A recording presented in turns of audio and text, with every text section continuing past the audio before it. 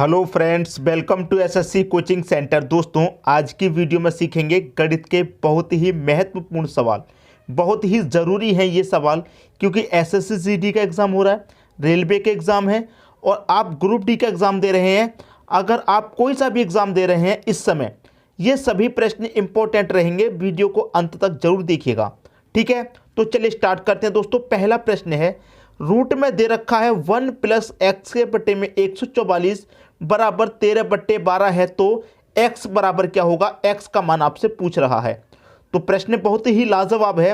इसका जो बेसिक तरीका है, 144 का मल्टीप्लाई 1 से करेंगे, प्लस कर देंगे उसमें x और बटे में 144। तो जो बेसिक तरीका है उससे करने जाएंगे तो 4-5 मिनट आपको लग जाएंगे। हम आपको बताएंगे दोस्तों शॉर्ट ट्रिक। शॉर्ट ट्रिक का मतलब है जादुई ट्रिक, बिल्कुल जादुई, एकदम से जादुई हो जाएगा। आप बोलेंगे कि सर ये आपने कमाल कर दिया, इतना आसान है ये प्रश्न, हमने नहीं सोचा था। एकदम से कमाल हो जाएगा। देखिए क्या है जादुई ट्रिक। आप यहाँ पर देखेंगे कि 12 से 144 मतलब 12 का स्क्वायर दे रखा है यहाँ पर। भाई यहाँ पर जब 12 का स्क्वायर है तो यहाँ पर क्या होगा आपका 13 का स्क्वायर। सिंपल। x का मान आपसे पूछ रहा है तो आपको ये नहीं करना कि 12 का स्क्वायर यहाँ पर है तो यहाँ पर 13 का स्क्वायर आएगा। 13 का स्क्वायर 169 होता है, 169 ऑप्शन में नहीं है। इतनी जल्दबाजी मत करना, पहले प्रश्न को समझ लीजिए। भाई 12 का स्क्वायर है यहाँ पर, तो इसका मतलब 13 का स्क्वायर यहाँ पर, ठीक है। तो इसमें जो ट्रिक है वो ये है कि ऊपर बड़ी संख्या है, नीचे छोटी संख्या। ऊपर बड़ी संख्या है तो बड़ी संख्या का स्क्वायर करेंगे 169 आएगा। 13 का स्क्वायर 169, 12 का स्क्वायर करेंगे 144 आएगा। जब ऊपर बड़ी संख्या होती है, नीचे छोटी संख्या होती है, तो बड़ी संख्या का स्क्वायर करके छोटी संख्या के स्क्वायर को माइनस कर देते हैं। तो बड़ी संख्या के स्क्वायर में से छोटी संख्या का स्क्वायर माइनस कर देंगे। 9 में से 4 जाएगा, 5 आएगा, और 16 से में 14 जाएगा, 2 आएगा। आपके प्रश्न का आंसर आएगा 25। पहले ही ऑप्शन में 25 दे रखा है। ये हो गया आपके प्रश्न का बिल्कुल सही आंसर। किसी को भी कोई समस्या अब नहीं होगी। अब आप कहेंगे कि सर ऊपर बड़ी संख्या की जगह छोटी संख्या कह देता, जैसे मान लीजिए ऊपर कह दे 12 और नीचे दे दे 13। अब क्या करेंगे, समझ में आई बात। जब आपने कहा कि ऊपर बड़ी संख्या है तो बड़ी संख्या का स्क्वायर करो, छोटी का स्क्वायर कर दो, माइनस कर दो। अगर संख्या बदल जाए, ऊपर छोटी हो और नीचे बड़ी हो इस तरीके से, तो क्या करेंगे। तो क्या करना है दोस्तों, जो छोटी वाली संख्या है ऊपर, वही आपका आंसर है इस कंडीशन में, ठीक है। तो दोनों ही बातें आपको समझ में आ गई। यहां पर कोई भी समस्या आपको अब नहीं होगी। क्लियर हुई बात। अब देखेंगे अगला प्रश्न। अगला प्रश्न है, 6 अंकों की सबसे बड़ी और सबसे छोटी संख्या का योग कितना होगा। 6 अंकों की सबसे बड़ी, तो सबसे बड़ी संख्या 6 अंकों की कौन सी होगी। 1 2 3 4 5 6।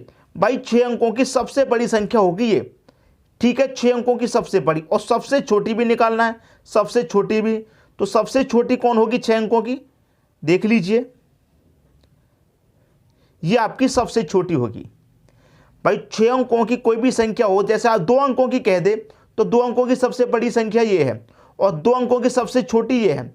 2 अंक की सबसे छोटी 10, ठीक है। 2 अंक की सबसे बड़ी 99। 3 अंक की कह दे तो 3 अंक की सबसे बड़ी ये, और 3 अंक की सबसे छोटी ये हो जाएगी 100। 100 से 99 लाएंगे तो 2 अंक की हो जाएगी 99, तो इसीलिए 100 आपकी 3 अंक की सबसे छोटी। तो आपसे क्या पूछ रहा है, इनका योग कितना होगा। योग कर दीजिए, बस जोड़ लीजिए सभी को। 9 और 1 10 आ गया आपके प्रश्न का आंसर। उम्मीद करूंगा कि सभी को प्रश्न अच्छे से समझ में आ गया है। अब देखेंगे अगला प्रश्न। अगला प्रश्न है 0 3 5 9 इन अंकों से बनी 4 अंकों की सबसे छोटी संख्या क्या होगी। भाई ये 4 संख्याएं हैं, इनसे आपको बनानी है सबसे छोटी संख्या। तो सबसे छोटी संख्या कैसे बनाते हैं। सबसे पहले तो लिखेंगे सबसे छोटी जो है, सबसे छोटी 0 है, लिख लिया। फिर 3 लिखेंगे, लिख लिया, सबसे छोटा छोटा लिखेंगे। 5 लिखेंगे, लिख लिया। 9 लिखेंगे, लिख लिया। आपका आंसर हो गया ये गलत। आप कहेंगे सर गलत कैसे हो गया, ये तो आप ही नहीं लिखा है। चारों संख्या लिख ली। देखिए 0 3 5 9 4 संख्या है। अगर मैं इसको लिखूं 3 5 9, तो क्या ये संख्या इससे अलग है। बिल्कुल भी अलग नहीं है, किसी भी संख्या से पहले अगर 0 लगा दें तो उसका कोई मतलब नहीं होता। तो यहाँ पर तो 359 लिखा गया है, 0 का तो इस्तेमाल ही नहीं हो रहा। अब 0 का इस्तेमाल करना सीखिए। किसी भी संख्या में 0 हो और छोटी संख्या पूछ रहा है तो 0 को शुरुआत में नहीं लिखना। 0 से बड़ी देखिए कौन सी संख्या है, 3, तो 3 लिखेंगे आप। अब करिए 0 का इस्तेमाल, ठीक है। 3 लिख लिया, 0 लिख लिया, अब कौन सी संख्या छोटी, 5 और 9। इस तरीके से आता है आपके प्रश्न का सही आंसर। अगर आप पहले 0 लिखेंगे तो ये गलत है, ठीक है। सबसे पहले आप 5 भी लिख सकते थे, 5 लिखेंगे पहले इस तरीके से, फिर 0 लिखेंगे आप, फिर 3 लिखेंगे, 9 लिखेंगे, तो ये तो छोटी संख्या, ये तो बहुत बड़ी संख्या बन गई। इसीलिए आपको क्या करना है, 0 इस्तेमाल करने के लिए बस 0 से बड़ी वाली संख्या लीजिए, उसके बाद में 0 लगा दीजिए, बस इतना करना है। आगे आंसर। अब देखेंगे अगला प्रश्न। अगला प्रश्न है 1 से 10 तक के घनों का योग क्या होगा। 1 से 10 तक के घन, 1 से 10 तक का घन का मतलब है 1 का क्यूब, 2 का क्यूब, 3 का क्यूब, 4 का क्यूब। ऐसे ही दोस्तों कहाँ तक पूछ रहा है, 10 के क्यूब तक पूछ रहा है। 1 से लेकर 10 तक लगातार संख्याएं। लगातार संख्या कैसी होती है, हमारी प्राकृतिक संख्या होती हैं। और आपसे क्या पूछ रहा है, प्राकृतिक संख्या के घनों का योग, घनों का योग पूछ रहा है। तो प्राकृतिक संख्या के घनों का योग का फॉर्मूला मैं यहां पर लिख रहा हूं, लिखिए n × n + 1 डिवाइडेड बाई 2, और इस पूरे का क्या रहता है, होल स्क्वायर। बस आंसर आ जाएगा आपका, ठीक है। अब देखिए n आपका कितना है, n 10 है तो मैं 10 लिख लूंगा, इनटू n 10 है, 10 में 1 जोड़ेंगे 11, डिवाइड में 2 रहेगा, इस पूरे का क्या रहेगा आपका, होल स्क्वायर रहेगा ये वाला। अब 2 से 10 को कटाएंगे 5 बार में, 11 का मल्टीप्लाई 5 का मल्टीप्लाई होगा, 11 पंजे 55, और 55 का क्या हो जाएगा, स्क्वायर इधर लिख लेते हैं भाई, 11 पंजे 55 और 55 का क्या हो जाएगा, स्क्वायर, ठीक है। तो 55 का स्क्वायर कर दीजिए, कितना होता है आप जानते हैं, 30 25 आपके 55 का स्क्वायर होता है। यह आपका आंसर आ गया इस प्रश्न का। समझ में आ गई दोस्तों बात। किसी को भी प्रश्न में कोई भी समस्या यहां पर नहीं होगी। अब देखेंगे अगला प्रश्न। अगला प्रश्न है एक्स वाई बराबर x plus y plus root x y है तो 6 × 24 बराबर क्या। अच्छा प्रश्न है। देखिए सबसे पहले मैं बता दूं 6 × 24 बराबर, अब पहली संख्या x कितनी दी गई है यहां पर आपकी 6, और दूसरी संख्या y जो है वो कितनी दे रखी है आपको 24। x आपको 6 दे रखा है, y आपको 24, तो लिख लीजिए x कितना है दोस्तों आपका 6 गुने y कितना है 24 बराबर x आपका 6 है, y आपका दोस्तों 24 है, प्लस रूट में आ जाइए x 6 है, y आपका 24 है, ठीक है। अब करिए सॉल्व, 6 × 24 बराबर 6 और 24 को जोड़ेंगे ये 30 हो जाएगा, प्लस 6 का मल्टीप्लाई 24 से करेंगे 144 होता है, नहीं आता करके देखिए, 6 चौके 24 का 4 कैरी का 2, 6 दूने का 12 कैरी का 2 14 हो जाएगा। 6 × 24 बराबर 30 प्लस का, अब 144 का स्क्वायर रूट सॉल्व करेंगे तो 12 होता है, ठीक है। 6 × 24 बराबर 30 प्लस 12 को जोड़ेंगे कितना हो जाएगा 42। आपसे क्या पूछ रहा था 6 × 24 बराबर कितना, भाई 6 × 24 बराबर कितना होगा 42 होगा। ये आपके प्रश्न का क्या आ गया सही आंसर। बताइए किसी की समझ में अगर नहीं आया हो प्रश्न तो मुझे अभी कमेंट कर दीजिए। मुझे नहीं लगता इतने आसान तरीके से बताने के बाद भी किसी को समझ में नहीं आया होगा, सबको अच्छे से समझ में आ गया। अब देखेंगे अगला प्रश्न। अगला प्रश्न है दो संख्याओं का योग 20 है। दो संख्याएं, ये पहली संख्या ये दूसरी संख्या हो गई, दोनों का दोस्तों योग कितना दे रखा है 20। पहली कंडीशन ये है। दूसरी कंडीशन है उनका गुणनफल 96 है। ये जो दो संख्याएं हैं इन दोनों संख्याओं का गुणनफल कितना है, गुणा कितना है 96। 96 है तो संख्याओं के बीच का अंतर क्या है। सबसे पहले तो हमें संख्याएं नहीं पता कौन सी हैं, उनका अंतर तो हम बाद में निकालेंगे, पहले संख्या निकालना है। तो किन दो संख्याओं को जोड़ने से 20 होता है, आप 10 और 10 को जोड़ेंगे तब भी 20, लेकिन 10 और 10 का गुना 96 नहीं होता। ऐसी संख्या लीजिए जोड़ने पर 20 आ जाए, गुना करने पर 96। तो देखिए मैं अगर पहली संख्या 12 लूँ, दूसरी संख्या 8 लूँ और दोनों को जोड़ूँ तो 12 और 8 20 होता है, पहली कंडीशन सेटिस्फाई हो रही है। तो मैंने पहली संख्या 12 ली है, दूसरी संख्या 8 ली है, दोनों का गुणा कितना होना चाहिए 96, तो 12 8 96 होता है, बिल्कुल सही। तो ये दो संख्या हमारी ऐसी हैं जिन्होंने दोनों ही कंडीशन को सेटिस्फाई कर दिया है। ठीक है, हमसे पूछ रहा था संख्याओं के बीच का अंतर, तो पहली संख्या हमारी कितनी है 12, दूसरी संख्या 8 है, दोनों का अंतर पूछ रहा है, तो 12 में से 8 जाएगा, कितना बचेगा भाई 4 बचेगा। यही आपके प्रश्न का क्या होगा सही आंसर। क्लियर हुई दोस्तों बात, सबकी समझ में प्रश्न अच्छे से आ गया होगा। अब देखेंगे अगला प्रश्न। अगला प्रश्न है, एक गांव की वृद्धि वर्तमान जनसंख्या 8,47,000 है, प्रति वर्ष यदि 20% की वृद्धि हो तो 2 वर्ष बाद जनसंख्या क्या होगी। देखिए गांव की जनसंख्या आपको कितनी दे रखी है, ये दे रखी है आपको 8,47,000, ठीक है वर्तमान में। अब इसमें क्या होता है 20% की वृद्धि होगी, तो एक साल में 20% की वृद्धि होगी, तो वृद्धि को क्या करते हैं 100 में जोड़ के लिखेंगे। ठीक है, 20 की वृद्धि है, 100 में जोड़ के लिखेंगे 120, प्रतिशत का मतलब बटे में 100। ये तो एक साल का आ गया। 2 साल की बात कही गई है तो इसी का मल्टीप्लाई 2 बार कर दीजिए।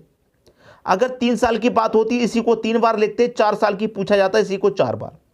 क्लियर यहां तक। आप देखिए कटा के छोटा कीजिए, 20 से कटेगा ये 6 बार में, 20 से कटेगा ये 5 बार में, 20 से ये भी 6 बार में कटेगा, 20 से ये भी 5 बार में कटेगा। ठीक है, अब देखिए 5 5 का मल्टीप्लाई इन दोनों का हो जाएगा, ये कितना हो जाएगा दोस्तों 25।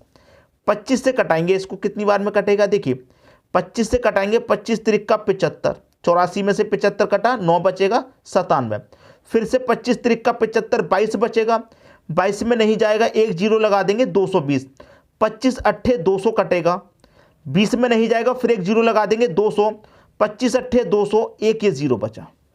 अब क्या है आपके पास, ये संख्या है 33 88 0 और गुने 6 यही संख्या तो है।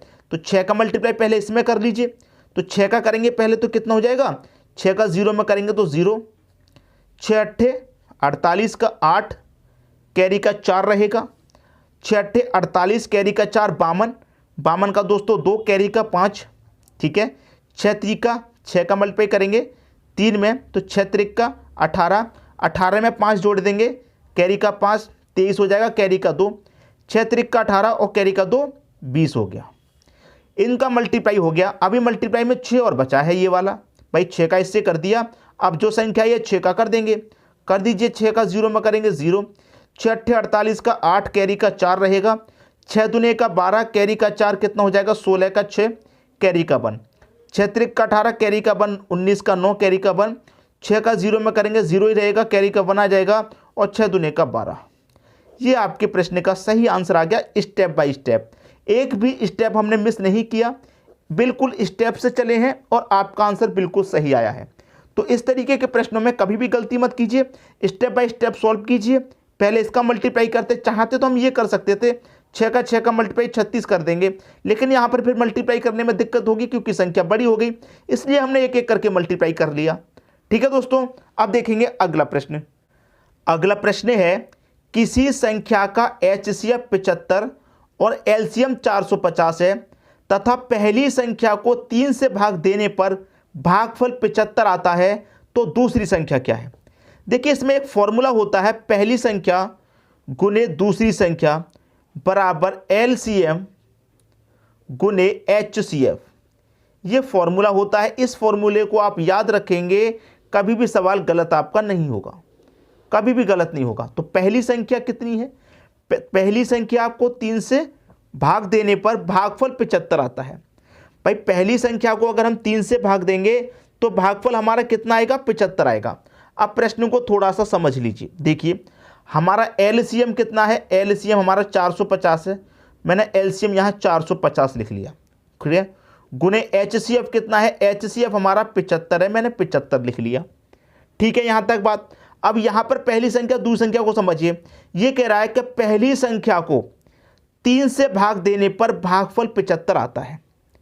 भाई पहली संख्या को हम 3 से भाग देना, कोई भी संख्या हमारी x है उसमें मैं 3 से भाग दूंगा तो भागफल हमारा कितना आएगा भाई 75 आएगा। तो इसका मतलब ये संख्या हमारी कौन सी होगी, 3 से मल्टीप्लाई कर दो 75 में, ये संख्या पता चल जाएगी। ठीक है, 3 से मल्टीप्लाई 75 में करेंगे तो ये संख्या पता नहीं चलेगी, बिल्कुल पता चलेगी। तो 3 का मल्टीप्लाई 75 में करेंगे कितना हो जाएगा, 75 त्रिका 225। तो पहली संख्या हमारी कितनी है, 225 है। दूसरी संख्या हमें बतानी है क्या है, बता देंगे आसानी से, कोई समस्या नहीं होगी। देखिए कोई संख्या है उसमें हम 3 से भाग देंगे, 75 बार हमारा भागफल आ रहा है। जैसे कि मान के चलो मेरी संख्या यहाँ पर 10 है और मैं 2 से भाग दूंगा, 10 में कितना आएगा, 5 आएगा। तो 2 का मल्टीप्लाई 5 से करने पर 10 मिलता है। उसी तरीके से 3 का मल्टीप्लाई 75 करने से ये संख्या मिलेगी। तो कोई कंफ्यूजन आपको यहाँ होना नहीं चाहिए। अब इसी को कटा लेंगे, आपके प्रश्न का आंसर आ जाएगा। ठीक है, देखिए यहाँ पर हम कटाएंगे तो 75 से सीधा सीधा इसको अगर हम कटाएं तो सीधा सीधा ये 3 बार में कट रहा है। ठीक है, और 3 से मैं इसको कटाऊंगा सीधा सीधा तो कितनी बार में कटेगा, 3 एक कम 3, 1 बचेगा 15, 3 पंचे 15, 1 ही 0, 150 बार में कटेगा। तो यहाँ पर क्या बचा, दूसरी संख्या ही तो बची, और इधर क्या बचा, 150 बचा। तो दूसरी संख्या निकल के क्या आई आपकी, 150। ये आपके प्रश्न का बिल्कुल सही आंसर हो जाएगा।